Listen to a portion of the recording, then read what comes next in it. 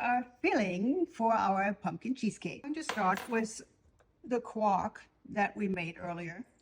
Cream cheese is already in there too.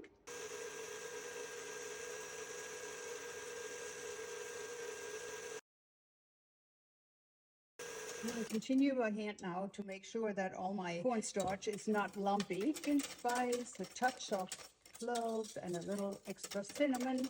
Here's my pumpkin, and I already blended it to make it smooth.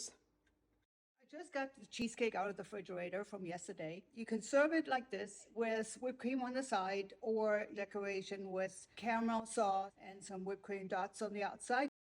I made a little caramel sauce.